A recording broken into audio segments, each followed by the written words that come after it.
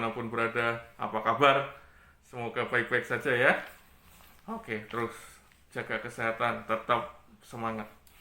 Baik, saat ini saya ingin membahas satu topik, yaitu Natal.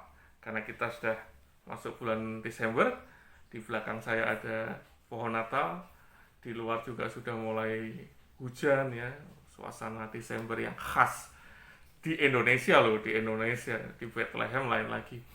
Baik, saudaraku, Natal 25 Desember itu mitos atau fakta?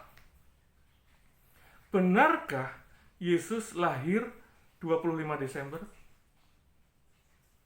Ya, pembenci-pembenci Kristen sering meniupkan itu.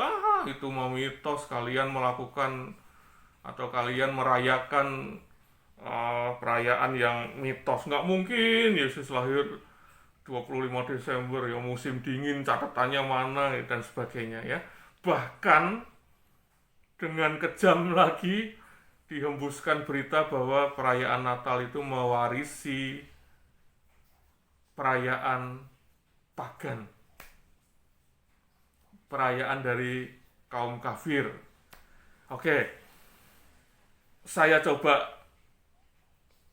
hunting di internet ya, cari ya tentang Natal pertama ya, dokumen-dokumen tentang Natal, dan ternyata emang benar ya, terlihat ada pembelokan data ya secara terstruktur ya. Oke, catatan dimulai dengan seperti ini.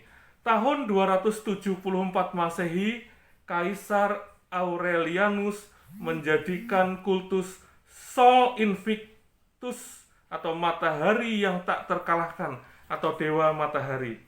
Tanggal 25 Desember berarti 274 Masehi menjadi Dies Natalis Solis Invicti atau hari kelahiran dewa matahari.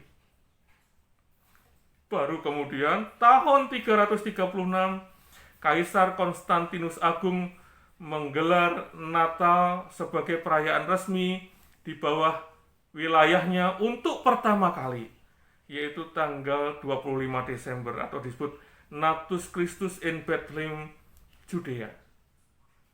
Jadi seolah-olah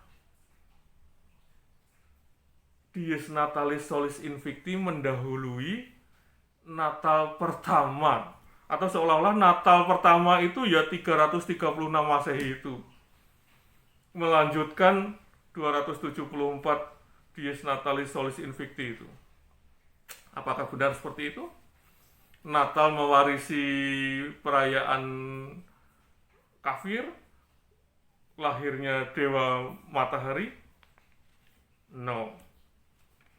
Ada catatan-catatan yang lebih tua, yang tidak dimunculkan secara resmi. Ada buku yang namanya Liber Pontificalis, atau dulu yang disebut Liber Episcopalis, atau biasa disebut The Book of Popes, bukunya para paus Katolik tentunya. Di buku itu dicatat tahun 126 Masehi, 24 Desember malam, berarti kalau sekarang kita kenal dengan Christmas Eve. Uskup Roma yang namanya Paulus Telesforus memimpin ibadah perayaan Natal yang pertama. Tercatat perayaan Natal pertama 126 Masehi oleh Uskup Roma Paulus Telesforus. Ya, tuaan mana 126 Masehi sama 274 Masehi? Pagan merebut perayaannya orang Kristen atau orang Kristen mewarisi perayaan pagan? Yang cerdas. Kemudian tercatat juga di buku Liber Pontificalis itu, Uskup Theophilus tahun 160 Masehi memimpin ibadah perayaan Natal di Kaisarea. Tahun 176-nya ada catatan lagi, masih sama, Uskup Theophilus memimpin ibadah perayaan Natal di Antioquia. 126, 160, 176 sudah ada perayaan Natal. Ya, di Roma, di Kaisarea, di Antioquia. Lalu ada buku lain, buku Didascalia Koptik atau Didascalia Apostolorum atau biasa disebut Risalah Para Rasul, ditulis tahun 189 Masehi. Buku ini ditulis 189 Masehi, tetapi menurut kepercayaan bapak-bapak gereja ada catatan-catatan yang ditulis para rasul. Hanya itu sudah hilang sehingga buku Didascalia Apostolorum ini saja yang masih ada sampai sekarang. Tapi masih disebut Risalah Para Rasul. Ya, karena ada catatan-catatan asli dari para rasul itu. Di buku itu ditulis juga bahwa tanggal 25 bulan Islev, bulannya Yahudi, atau sama dengan 25 bulan Desember kalender modern, adalah hari lahir Yesus Kristus. Hippolytus tahun 220 Masehi menulis kelahiran Yesus Kristus itu 8 hari sebelum Januari. 25, 26, 27, 28, 29, 30, 31 Desember, 1 Januari 8. Jadi dari catatan Hippolytus juga berarti kelahiran Yesus 25 Desember. Ya. Nah, menarik juga nih ya. Kenapa kalender dimulai Januari? Ya. Kalau saudaraku ingat 8 hari setelah kelahiran Yesus ada peristiwa apa? Yesus disunat. Ya kan? Bayi Yesus itu umur 8 hari disunat. Nah, artinya 1 Januari itu sebetulnya hari sunatnya Yesus. Nah, ternyata menurut tradisi Yahudi memang seorang laki-laki di Yahudi, seorang pria di Yahudi itu hidupnya dimulai bukan pada saat dia lahir jebrol, tapi pada saat dia disunat. Berarti dia sudah mengikat perjanjian dengan Allah, dengan Yahweh. Ya, jadi makanya kehidupan dimulai, kalender dimulai itu ternyata 1 Januari. Oke, jadi setiap merayakan ibadah tahun baru 1 Januari pagi di gereja sekarang ingatlah juga itu hari sunatnya Yesus. Lalu ada seorang non-Kristen ya, menulis buku juga, Sextus Julius Africanus 230 Masehi. Di situ tercatat juga bahwa kelahiran Yesus Kristus itu 25 Desember. Jadi jelas kan saudaraku, ada catatan-catatan yang lebih tua dari catatan Sol Invictus tahun 274 Masehi yang mencatat bahwa Natal sudah diadakan dan 25 Desember, bukan yang lain. Oke. Ada gereja ortodok Yunani dan Rusia yang sampai sekarang merayakan Natal itu tanggal 6 Januari. Ternyata itu disebut hari raya Epifani. Jadi mereka merayakan di situ ada 4 peristiwa sekaligus ya, kelahiran Yesus, kedatangan orang Majus di hadapan bayi Yesus, lalu Yesus dibaptis pada tanggal itu juga, dan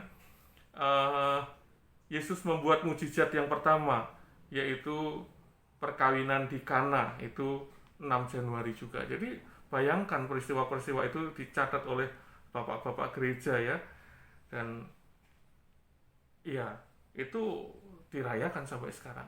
Oke, yang saya ingin ceritakan sedikit, ternyata kenapa kelahiran Yesus dirayakan 6 Januari oleh ortodok Yunani dan Rusia, ternyata mengacu dari kedatangan orang Majus itu. Nah, ternyata menurut tradisi nih, cerita-cerita bapak-bapak gereja purba ya, orang Majus yang peristiwanya ditulis di Injil Matius itu memang benar-benar ada 3 orang. Ya, menurut cerita tadinya ada 4, tapi yang satu nih kesasar, gak nyampe atau gimana. Tapi yang nyampe ke depan bayi Yesus itu 3 orang. Ya, nggak diceritakan timnya ya, tentu mereka punya pengawal dan sebagainya. Tapi yang namanya orang Majus atau Majusi, orang-orang bijaksana itu 3. Sesuai dengan persembahannya kan. emas, kemenyan, dan mur. 3 ini namanya Belsasar, Melkior, dan Gaspar. Nah, singkat cerita, dari cerita-cerita itu 3 orang ini mengadakan reuni, datang lagi ke Yerusalem pada tanggal 6 Januari. Dan menurut kesaksian mereka, cerita-cerita mereka ke bapak-bapak gereja waktu itu, ya saksi-saksi mata, 6 Januari ini adalah ketika mereka menemui bayi Yesus. Jadi ya sesuai ya dengan catatan Injil kan. Jadi orang Majus itu datang ke bayi Yesus tidak bersamaan dengan gembala ya. Kalau di Injil kan gembala datang pada saat Yesus masih di kandang domba, ya kan? Yesus ada di palungan, gembala datang. Orang Majus datang, Yesus sudah ada di rumah, ya kan? Di gendongan ibunya ada dalam sebuah rumah ya. Jadi benar, ini beda hari. Menurut orang Majus, 6 Januari ini mereka nyampe, tapi itu adalah 13 hari kata mereka setelah kelahiran Yesus. Mereka nggak cerita jelas ya, Yesus waktu itu berumur 13 hari atau Yesus berumur 1 tahun 13 hari. Karena kemudian kan kalau saudaraku ingat, Alkitab mencatat Herodes memburu bayi-bayi berumur di bawah 2 tahun. Jadi tidak jelas apakah Yesus waktu itu berumur 13 hari masih bayi atau 1 tahun 13 hari ya. Hanya orang Majus memberi kesaksian bahwa 6 Januari itu adalah 13 hari setelah kelahiran Yesus. Jadi confirm lagi bahwa Yesus lahir benar tanggal 25 Desember. Oke. Saudaraku, saya bukan ahli teologi ya, bukan siapa-siapa. Saya membuat video ini hanya untuk share supaya saudaraku di luar sana, kalau saudaraku pendeta, kalau saudaraku majelis gereja, saudaraku pemimpin-pemimpin gereja, panitia perancang gereja, dan apapun namanya, mulai sekarang, jangan pernah gamang, jangan pernah ragu, jangan pernah bimbang. Yakin, bikin panitia Natal, rayakan Natal 25 Desember. Bukan harus pesta ya, enggak. Pesta itu kan ya enggak kita sesuaikan dengan Alkitab, tetapi merayakan, jangan pernah ragu. Apakah Yesus lahir tanggal 25 Desember? Ya. Yesus lahir 25 Desember. Mewarisi tradisi pagan? No, pagan belakangan. Perayaan Natal sudah diadakan sejak tahun 126 Masehi di Roma. Oke, jelas? Jadi, kalau saudaraku belum mengikuti Yesus, segera bertobat sebelum kiamat. Yesuslah jalan, kebenaran, dan kehidupan. Ya, kalau saudaraku sudah Kristen, pengikut Yesus, jangan pernah goyah. Teguhkan hatimu, kebenaran tetaplah kebenaran. Shalom.